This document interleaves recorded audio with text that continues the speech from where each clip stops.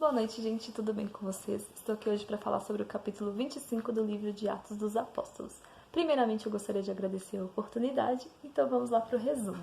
Bom, no capítulo 25, Paulo ele está há mais de 2 anos preso em Cesareia, e nessa ocasião quem assumiu o governo daquele lugar foi o governador Festo. Assim que Festo assumiu o governo, os judeus foram logo atrás dele para poder apresentar suas acusações contra Paulo, desejando que ele levasse Paulo de Cesareia para Jerusalém, sendo que, na verdade, a verdadeira intenção deles era matar Paulo.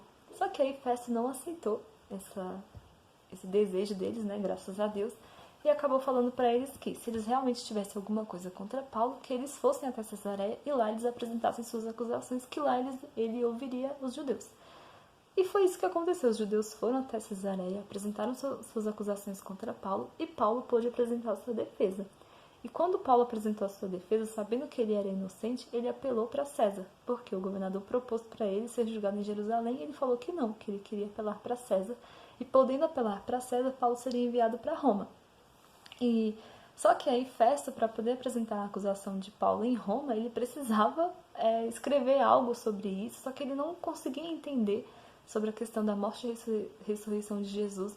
Ele não conseguia compreender o motivo, as acusações dos judeus contra Paulo. Então ele foi pedir meio que uma espécie de conselho para o rei Agripa, que naquela ocasião foi lá visitá-lo para dar as boas-vindas para ele como governador. E quando o governador Festo falou para o rei Agripa sobre a situação de Paulo, o rei Agripa desejou ouvir a Paulo.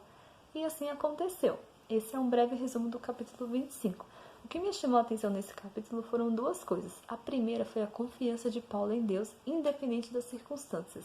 Porque lá no capítulo 23, no versículo 11, Deus falou para Paulo que ele ia ser levado para Roma. Que lá em Roma Paulo pregaria para os gentios, assim como ele pregou em Jerusalém. E os judeus não quiseram ouvir, mas os gentios o ouviriam. E aí, Paulo estava preso há 2 anos, ele mudou de governador a cidade, os judeus que continuavam querendo matá-lo mesmo depois desse período, mas o que me chama a atenção é que Paulo simplesmente confiou na palavra de Deus, ele não olhou para as circunstâncias à volta dele.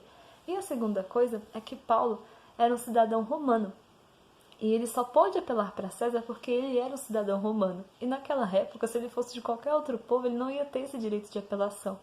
E aí, isso me mostra que Deus ele usa características nossas para o cumprimento do propósito dele. Então, o Senhor pôde cumprir o propósito dele na vida de Paulo por causa de uma singularidade que Paulo tinha, que era de ser um cidadão romano. Trazendo para os nossos dias hoje, eu interpreto como o Senhor ele vai usar nossas características, nossos dons, para o cumprimento do propósito dele, e nós devemos estar atentos a essas características. Trabalhar para o Senhor com os nossos dons, com as nossas características, é a melhor coisa que a gente pode fazer como um cristão. E foi isso que Paulo fez lá. E ele estava atento também, né? Porque ele usou essa condição quando ele teve a oportunidade, que foi no julgamento de Festo. E é isso que eu queria trazer para vocês. Essa questão de confiar em Deus acima de circunstâncias e essa questão da gente saber que Deus nos criou com um propósito, que Deus tem características nossas que Ele vai usar para o cumprimento desse propósito.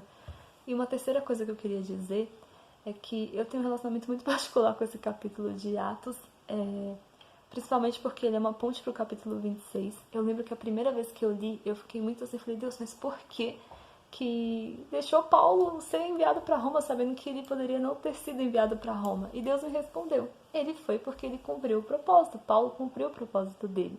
E hoje, lendo as cartas de Paulo, a gente vê quanta convicção que ele tinha de que tudo que ele estava fazendo era para o reino de Deus, e em nenhum momento ele se arrepende das escolhas que ele fez, ele simplesmente agia e deixava Deus agir conforme Deus queria. E isso para mim hoje mostra o quanto nós como cristãos devemos estar atentos a isso.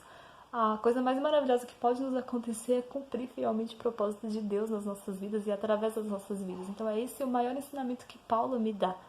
Né? Hoje a gente lê as cartas dele, gente, são cartas perfeitas, maravilhosas, muito preciosas para nós, com muitos ensinamentos, e todos esses ensinamentos que Paulo nos trouxe foi por causa das coisas que ele viveu com Deus e que ele permitiu que Deus fizesse com ele. Então é isso que eu puxo hoje para minha vida, eu quero estar disposta, e é isso, gente, a gente está no meio de uma pandemia, que a gente possa usar os nossos dons, as nossas características para cumprir o propósito de Deus. Então é isso, eu agradeço a oportunidade e boa noite.